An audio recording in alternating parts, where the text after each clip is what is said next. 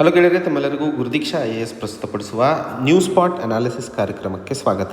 ಇವತ್ತಿನ ಸಂಚಿಕೆಯಲ್ಲಿ ನಾವು 14 ಜುಲೈ 2022 ಮುಖ್ಯವಾದ ದಿನಪತ್ರಿಕೆಗಳಲ್ಲಿ ಬಂದಂತಹ ಆರ್ಟಿಕಲ್ಸ್ಗಳ ವಿಶ್ಲೇಷಣೆಯನ್ನು ನೋಡಲಿದ್ದೇವೆ. ಇಂದಿನ ಮೊದಲನೇ article, India ranks 135 in gender gap index. ಈ ಒಂದು ಆರ್ಟಿಕಲನ್ನು ಮುಖ್ಯವಾಗಿ ವರ್ಲ್ಡ್ ಎಕನಾಮಿಕ್ ಫೋರಮ್ ಹೊರತರುವಂತಹ ಗ್ಲೋಬಲ್ ಜೆಂಡರ್ ಗ್ಯಾಪ್ ಇಂಡೆಕ್ಸ್ ಹೊರಬಂದಿರುವಂತಹ ಸಂದರ್ಭದಲ್ಲಿ ಭಾರತ 135ನೇ ರ್ಯಾಂಕನ್ನು ಪಡೆದಿರುವಂಥದ್ದು. ಒಟ್ಟು 146 ರಾಷ್ಟ್ರಗಳ ಪೈಕಿ ಭಾರತ ಈ ಒಂದು ಜೆಂಡರ್ ಗ್ಯಾಪ್ ಇಂಡೆಕ್ಸ್ನಲ್ಲಿ 135ನೇ ರ್ಯಾಂಕನ್ನು ಪಡೆದಿರುವಂಥದ್ದು. ಆ ಒಂದು ನಿಟ್ಟಿನಲ್ಲಿ ಗ್ಲೋಬಲ್ ಜೆಂಡರ್ ಗ್ಯಾಪ್ ಇಂಡೆಕ್ಸ್ನ ಬಗ್ಗೆ ಒಂದಿಷ್ಟು ಅರ್ಥೈಸಿಕೊಳ್ಳಬೇಕಾಗಿರುವಂಥದ್ದು ಮುಖ್ಯವಾಗಿರುತ್ತದೆ. ಮೊದಲನೇ ಹಂತದಲ್ಲಿ ಎಕ್ಸಾಮಿನೇಷನ್ಗೆ ಸಂಬಂಧಿಸಿದಂತೆ UPSC general studies paper 2 social ಜಸ್ಟಿಸಿಗೆ ಸಂಬಂಧಿಸಿದಂತೆ ಬಹುಮುಖ್ಯಕರವಾಗಿರುವಂತಹ ಆರ್ಟಿಕಲ್ ಇದಾಗಿರುತ್ತದೆ.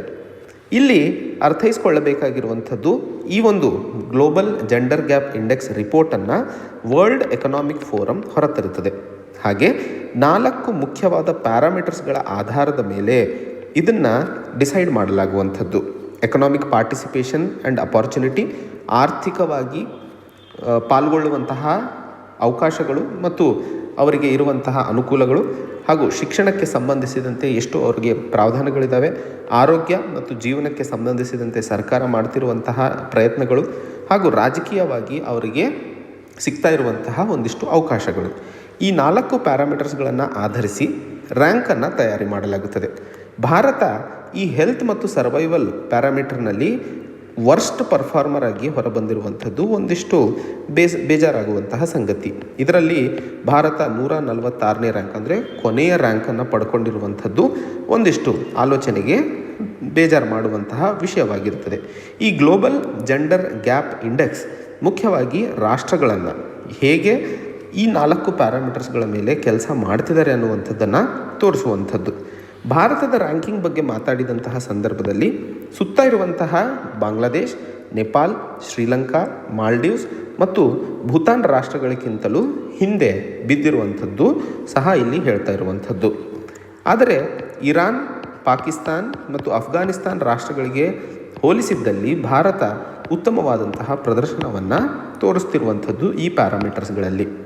ಆದರೆ ಇಲ್ಲಿ ಹೆಲ್ತ್ ಆ್ಯಂಡ್ ಸರ್ವೈವಲ್ ಕ್ಷೇತ್ರಕ್ಕೆ ಬಹುದೊಡ್ಡ ಮಟ್ಟದ ಪ್ರಯತ್ನವನ್ನು ಸರ್ಕಾರ ನಡೆಸುವ ಅವಶ್ಯಕತೆ ಇದೆ ಅನ್ನುವಂಥದ್ದನ್ನು ಇಲ್ಲಿ ಹೇಳಲು ಪ್ರಯತ್ನಿಸ್ತಿರುವಂಥದ್ದು. ಮುಂದಿನ ಒಂದು ಆರ್ಟಿಕಲ್, ವಾಟ್ ಬರ್ಗೋನಿಂಗ್ ಪಾಪ್ಯುಲೇಷನ್ ಎಂಟೇಲ್ಸ್. ಈ ಒಂದು ಆರ್ಟಿಕಲ್ ಮುಖ್ಯವಾಗಿ ಚರ್ಚೆ ಮಾಡ್ತಿರುವಂತಹ ವಿಷಯ ವರ್ಲ್ಡ್ ಪಾಪ್ಯುಲೇಷನ್ ಪ್ರಾಸ್ಪೆಕ್ಟ್ಸ್ ರಿಪೋರ್ಟ್ ಹೊರಬಂದಿರುವಂಥದ್ದು. ತಮಗೆಲ್ಲ ಗೊತ್ತಿರೋ ಹಾಗೆ ಹಿಂದಿನ ನ್ಯೂಸ್ ಸ್ಪಾಟ್ ಅನಾಲಿಸಿಸಲ್ಲಿ ಇದರ ಬಗ್ಗೆ ಚರ್ಚೆ ಮಾಡಿದ್ದೆ.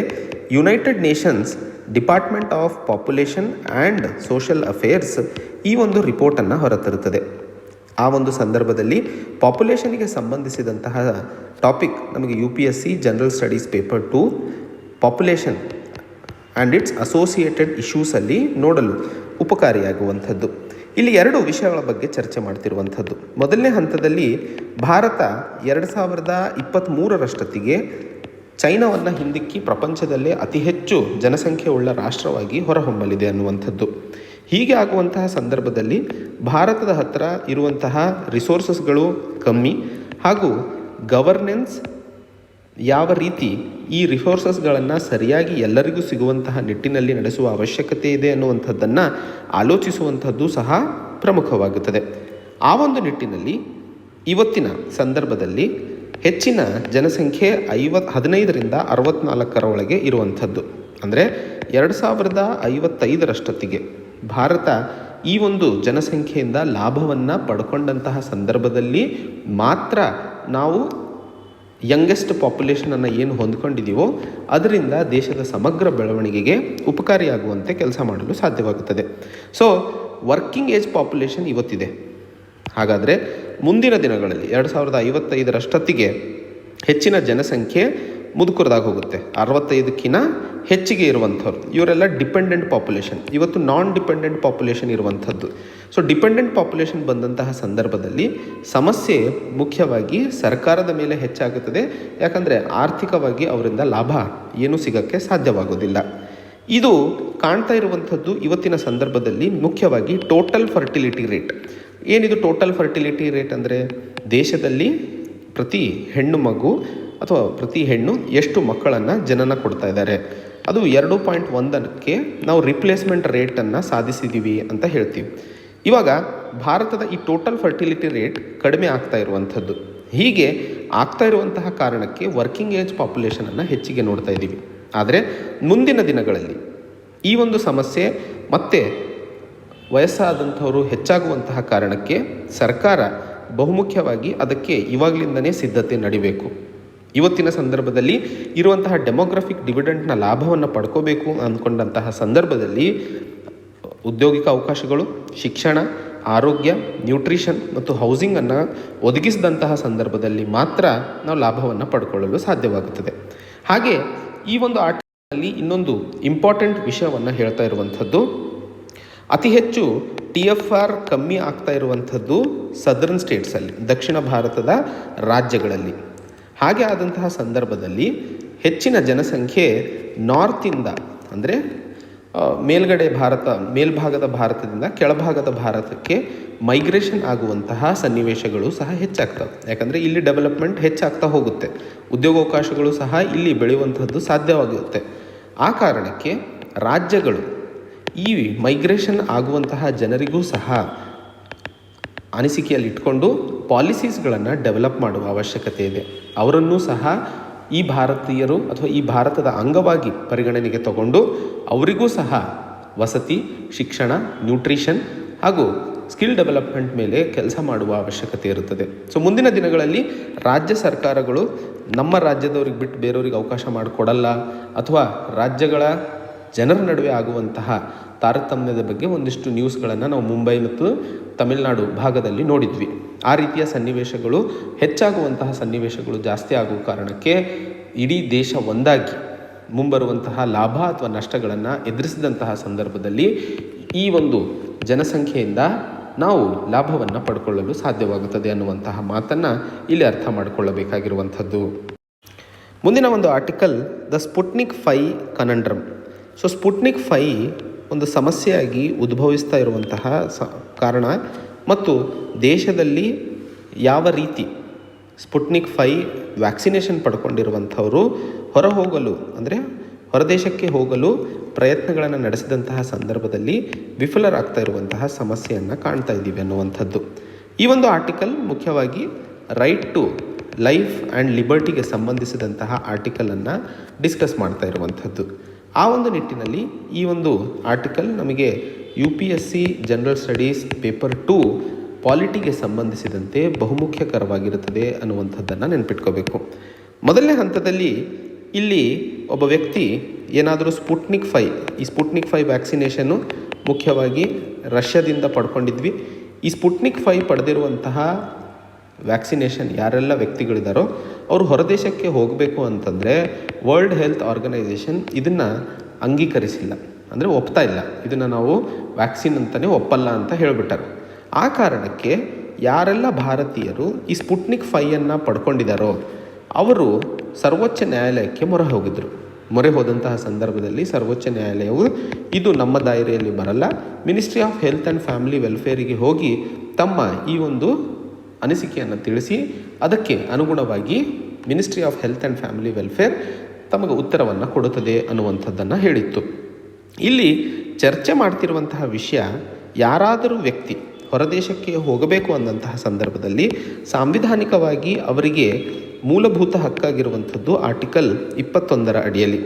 ಆರ್ಟಿಕಲ್ 21 ಮುಖ್ಯವಾಗಿ right to life and personal liberty ಅಂತ ಮಾತಾಡುತ್ತೆ. ಸರ್ವೋಚ್ಚ ನ್ಯಾಯಾಲಯವು Maneka Gandhi versus union of India ಕೇಸ್ನಲ್ಲಿ ಈ ಒಂದು ರೈಟ್ ಟು ಲೈಫಿಗೆ ಸಂಬಂಧಿಸಿದಂತೆ ಮುಖ್ಯವಾಗಿ ಬರೀ ಲೈಫ್ ಅಂತಂದರೆ ಬದುಕೋದಲ್ಲ, ಡೀಸೆಂಟ್ ಡಿಗ್ನಿಫೈಡ್ ಲೈಫನ್ನು ಬದುಕುವಂಥದ್ದು ಮನುಷ್ಯರಿಗೆ ಅವಕಾಶ ಮಾಡಿಕೊಡುವಂಥದ್ದು ಮೂಲಭೂತ ಹಕ್ಕಾಗಿರುತ್ತದೆ ಅನ್ನುವಂತಹ ಮಾತನ್ನು ಹೇಳಿತ್ತು. ಅದೇ ನಿಟ್ಟಿನಲ್ಲಿ ಸತ್ವಂತ್ ಸಿಂಗ್ ಸಹವಾನಿ ವರ್ಸಸ್ ಡಿ ರಾಮರಾಥಮ್, ಇವರೊಬ್ಬರು ಅಸಿಸ್ಟೆಂಟ್ ಪಾಸ್ಪೋರ್ಟ್ ಆಫೀಸರ್ ಆಗಿದ್ದರು. 1967, 78 Maneka Gandhi versus union of India 1978. 1967ರಲ್ಲಿ ಆದಂತಹ Satwant Singh Sawhney versus D Rama Ratnam assistant passport officer 1967. ಇದರಲ್ಲೂ ಸಹ ಆರ್ಟಿಕಲ್ 21ರ ಅಡಿಯಲ್ಲಿ ಪ್ರತಿಯೊಬ್ಬ ವ್ಯಕ್ತಿಗೆ ಹೊರದೇಶಕ್ಕೆ ಹೋಗುವಂತಹ ಆಲೋಚನೆ ಇದ್ದಂತಹ ಸಂದರ್ಭದಲ್ಲಿ ಅವರಿಗೆ ಹೊರ ಹೋಗುವಂತಹ ಸ್ವತಂತ್ರತೆ ಇದೆ. ಆ್ಯಂಡ್ ಆ ಸ್ವಾತಂತ್ರ್ಯತೆ ಮುಖ್ಯವಾಗಿ ಪರ್ಸನಲ್ ಲಿಬರ್ಟಿ ಕೆಳಗಡೆ ಮೂಲಭೂತ ಹಕ್ಕಾಗಿರುವಂತಹ ಅನಿಸಿಕೆಯನ್ನು ಸರ್ವೋಚ್ಚ ನ್ಯಾಯಾಲಯ ಈ ಒಂದು ಜಜ್ಮೆಂಟಲ್ಲಿ ಹೇಳಿತ್ತು. ಆ ಒಂದು ಕಾರಣಕ್ಕೆ ಮುಖ್ಯವಾಗಿ ಪ್ರತಿಯೊಬ್ಬ ವ್ಯಕ್ತಿಯು ಹೊರದೇಶಕ್ಕೆ ಹೋಗಬೇಕು ಅನ್ನಂತಹ ಸಂದರ್ಭದಲ್ಲಿ ತನ್ನ ಮೂಲಭೂತ ಹಕ್ಕನ್ನು ಉಪಯೋಗಿಸಿ ಹೊರಹೋಗುವಂತಹ ಪ್ರಾವಧಾನವನ್ನು ಮಾಡಿಕೊಡುವಂತಹ ಅವಶ್ಯಕತೆ ಸರ್ಕಾರದ್ದಾಗಿರುತ್ತದೆ ಅನ್ನುವಂಥದ್ದನ್ನು ಹೇಳ್ತಾ ಇರುವಂಥದ್ದು. ಈ ಒಂದು ಆರ್ಟಿಕಲ್ 21 ಅಂತಾರಾಷ್ಟ್ರೀಯ ಮಟ್ಟದಲ್ಲಿ ಕಾನೂನು ಆರ್ಟಿಕಲ್ 12 1966ರ international covenant on civil and political rights ಅದರ ಅಡಿಯಲ್ಲೂ ಸಹ ಪ್ರತಿಯೊಬ್ಬ ವ್ಯಕ್ತಿಯು ಎಲ್ಲಿ ಬೇಕಾದರೂ ವಾಸಿಸಬಹುದು, ಹೋಗಬಹುದು ಮತ್ತು ಹಿಂತಿರುಗಿ ತನ್ನ ರಾಷ್ಟ್ರಕ್ಕೆ ಹೋಗುವಂತಹ ಪ್ರಾವಧಾನವನ್ನು ಅಂತಾರಾಷ್ಟ್ರೀಯ ಮಟ್ಟದ ಕಾನೂನಿನಲ್ಲೂ ಸಹ ನಾವು ನೋಡ್ತೀವಿ. ಹೀಗೆ ಇರುವಂತಹ ಸಂದರ್ಭದಲ್ಲಿ ಸ್ಪುಟ್ನಿಕ್ 5 ಇವತ್ತು ಬಹುಮುಖ್ಯವಾಗಿ ಚರ್ಚೆಗೆ ಒಳಗಾಗ್ತಾ ಇರುವಂಥದ್ದು ರಷ್ಯಾ ಯುಕ್ರೇನ್ ಕ್ರೈಸಿಸ್ನಿಂದಾಗಿ. ಬಹಳಷ್ಟು ರಾಷ್ಟ್ರಗಳು ರಷ್ಯಾ ಮೇಲೆ ಹಾಕ್ತಾ ಇರುವಂತಹ ಸ್ಯಾಂಕ್ಷನ್ಸ್ಗಳು ಸ್ಪುಟ್ನಿಕ್ 5 ವ್ಯಾಕ್ಸಿನೇಷನ್ ಯಾರೆಲ್ಲ ಪಡ್ಕೊಂಡಿದ್ದಾರೋ ಅವರ ಮೇಲೂ ಸಹ ನಿರ್ಬಂಧನೆಗಳನ್ನು ಹಾಕ್ತಾ ಇರುವಂತಹ ಪ್ರಯತ್ನಗಳನ್ನು ನಡೆಸ್ತಿರೋದ್ರ ಬಗ್ಗೆ ಇಲ್ಲಿ ಚರ್ಚೆ ಮಾಡ್ತಾ ಇರುವಂಥದ್ದು. ಮುಂದಿನ ಒಂದು article, the president is not A mere rubber stamp.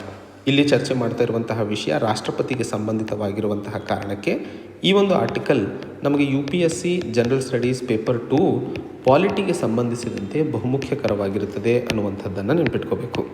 ಮೊದಲನೇ ಹಂತದಲ್ಲಿ ತಮಗೆಲ್ಲ ಗೊತ್ತಿರೋ ಹಾಗಿದ್ದರೆ ಜುಲೈ 18ರಂದು ರಾಷ್ಟ್ರಪತಿಗಳ ಚುನಾವಣೆ ನಡೆಯುತ್ತಿದ್ದು ಜುಲೈ 25ನೇ ತಾರೀಕು ಶಪಥ ಗ್ರಹಣ ಸ್ವೇರಿಂಗ್ ಇನ್ ಸೆರೆಮನಿಯನ್ನು ಹಮ್ಮಿಕೊಳ್ಳಲಾಗುತ್ತದೆ.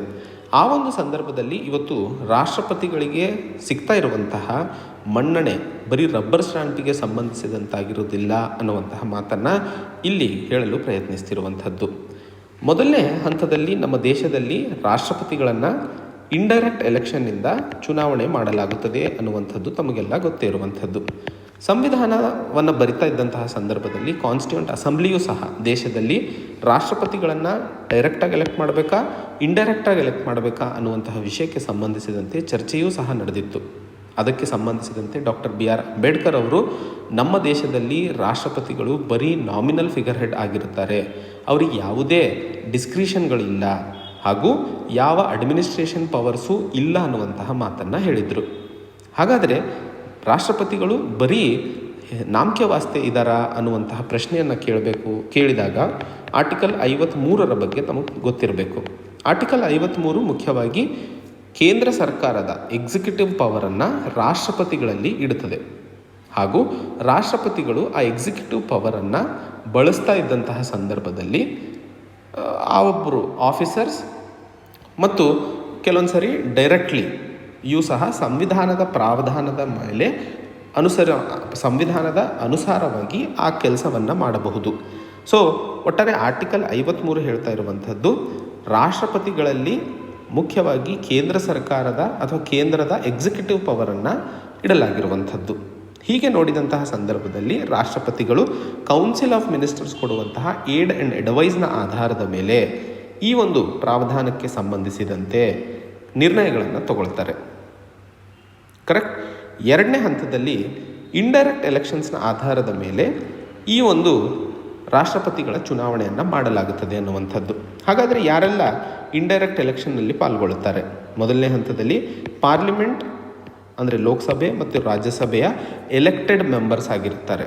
ಎರಡನೇ ಹಂತದಲ್ಲಿ elected members of state and union territory. So ಯಾರೆಲ್ಲ ಚುನಾಯಿತ ಪ್ರತಿನಿಧಿಗಳಿರ್ತಾರೆ ಲೋಕಸಭೆ ಮತ್ತು ರಾಜ್ಯಸಭೆ ಹಾಗೂ ರಾಜ್ಯ ಸರ್ಕಾರಗಳು ಮತ್ತು ಯೂನಿಯನ್ ಟೆರಿಟರಿಗಳು, ಇವರೆಲ್ಲರೂ ಸಹ ಈ ಎಲೆಕ್ಟ್ರಲ್ ಕಾಲೇಜ್ನಲ್ಲಿ ಒಳಗೊಂಡಿದ್ದಾರೆ. ಇದರ ಬಗ್ಗೆ ಆರ್ಟಿಕಲ್ 54ರಲ್ಲಿ ನಾವು ಇದರ ಪ್ರಾವಧಾನವನ್ನು ಕಾಣುವಂಥದ್ದು. ಮುಂದಿನ ಹಂತದಲ್ಲಿ ಒಬ್ಬ MLAಯ ವೋಟ್ ಎಷ್ಟಿದೆ ಅನ್ನುವಂಥದ್ದನ್ನು ಹೇಗೆ ಕ್ಯಾಲ್ಕುಲೇಟ್ ಮಾಡಲಾಗುತ್ತದೆ? ಮೊದಲನೇ ಹಂತದಲ್ಲಿ ಉದಾಹರಣೆಗೆ ಕರ್ನಾಟಕ ರಾಜ್ಯದಲ್ಲಿ ಚುನಾಯಿತ ಪ್ರತಿನಿಧಿಗಳು ವೋಟ್ ಮಾಡ್ತಾ ಇದ್ದಂತಹ ಸಂದರ್ಭದಲ್ಲಿ ಕರ್ನಾಟಕ ಜನಸಂಖ್ಯೆ ಎಷ್ಟಿದೆ ಹಾಗೂ ಇವತ್ತು ರಾಜ್ಯದಲ್ಲಿ ಎಷ್ಟು MLAಗಳಿದ್ದಾರೆ, 224 ಜನ ಇದ್ದಾರೆ. ಇದರಿಂದ ಬರುವಂತಹ ಸಂಖ್ಯೆಯನ್ನು 1000ದೊಂದಿಗೆ ಡಿವೈಡ್ ಮಾಡಿದಂತಹ ಸಂದರ್ಭದಲ್ಲಿ ಬರುವಂತಹ ಸಂಖ್ಯೆಯನ್ನು ನಾವು vote of Karnataka MLA value ಅಂತ ಕರಿತೀವಿ. So vote of value.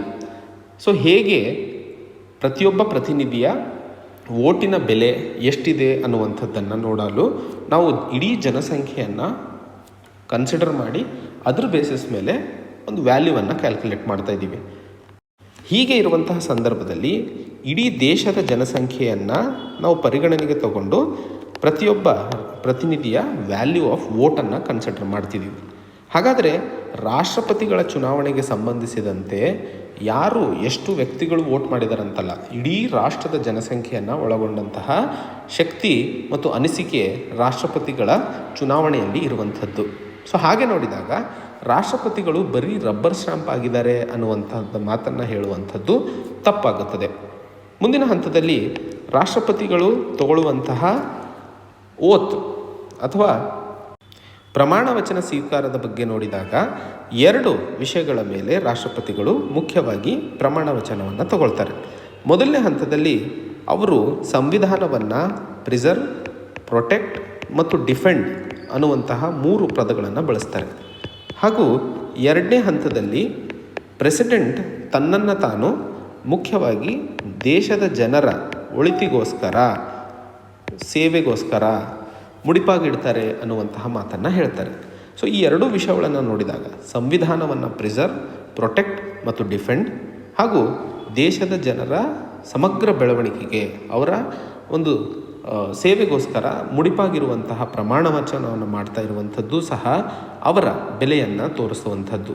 ಹಾಗೆ ನೋಡಿದಾಗ ದೇಶದಲ್ಲಿ ಬಂದಂತಹ ರಾಷ್ಟ್ರಪತಿಗಳು ತನ್ನನ್ನು ತಾನು ಸಾಂವಿಧಾನಿಕವಾಗಿ ನಡಿಬೇಕಾದಂತಹ ವಿಷಯಗಳನ್ನು ಕಾಪಾಡುವಂತಹ ಮೂಲ ಜವಾಬ್ದಾರಿಯನ್ನು ಹೊತ್ಕೊಂಡು ಕೆಲಸ ಮಾಡಿದಂತಹ ಸನ್ನಿವೇಶಗಳನ್ನು ಸಹ ನಾವು ನೋಡಬಹುದಾಗಿದೆ. ಸೊ ಈ ಆರ್ಟಿಕಲ್ನಲ್ಲಿ ಒಟ್ಟು ನಾವು ತಿಳ್ಕೊಬೇಕಾಗಿರುವಂಥದ್ದು ರಾಷ್ಟ್ರಪತಿಗಳ ಪ್ರಾಮುಖ್ಯತೆ, ಆರ್ಟಿಕಲ್ 53, ಆರ್ಟಿಕಲ್ 54 ಹಾಗೂ vote of value of MLA ಅಥವಾ MP ಈ ಆಧಾರವನ್ನು ನೋಡಿದಾಗ ರಾಷ್ಟ್ರಪತಿಗಳ ಮನ್ನಣೆ ಬಹುದೊಡ್ಡ ಮಟ್ಟದಲ್ಲಿದೆ ಅನ್ನುವಂಥದ್ದನ್ನು ಇಲ್ಲಿ ಹೇಳಲು ಪ್ರಯತ್ನಿಸ್ತಿರುವಂಥದ್ದು. ಇದು ಇವತ್ತಿನ ಸುದ್ದಿ ವಿಶ್ಲೇಷಣೆ ಗೆಳೆಯರೆ. ಮತ್ತೆ ಹೊಸ ಸಂಚಿಕೆಯೊಂದಿಗೆ ಒಂದು ಹೊಸ ವಿಷಯದೊಂದಿಗೆ ಭೇಟಿಯಾಗೋಣ. ಇವತ್ತಿನ ಈ ಒಂದು ಕಾರ್ಯಕ್ರಮ ಸ್ಟುಡಿಯೋದಲ್ಲಿ ಮುಖ್ಯವಾಗಿ ಇರುವಂತಹ ಎಲೆಕ್ಟ್ರಿಸಿಟಿ ಪ್ರಾಬ್ಲಮಿಂದ ಮಾಡೋಕ್ಕೆ ಸಾಧ್ಯ ಆಗಿಲ್ಲ. ನಾಳೆ ಆ ಕಾರ್ಯಕ್ರಮವನ್ನು ಮತ್ತೆ ಸರಿಯಾಗಿ ನಾವು ದಿನ ನಡೆಸೋ ಹಾಗೆ ನಡೆಸಲಾಗುತ್ತದೆ ಅಂತ ಹೇಳುತ್ತಾ ಮತ್ತೆ ಭೇಟಿಯಾಗೋಣ. ಅಲ್ಲಿಯವರೆಗೆ ಜೈ ಹಿಂದ್, ಜೈ ಕರ್ನಾಟಕ.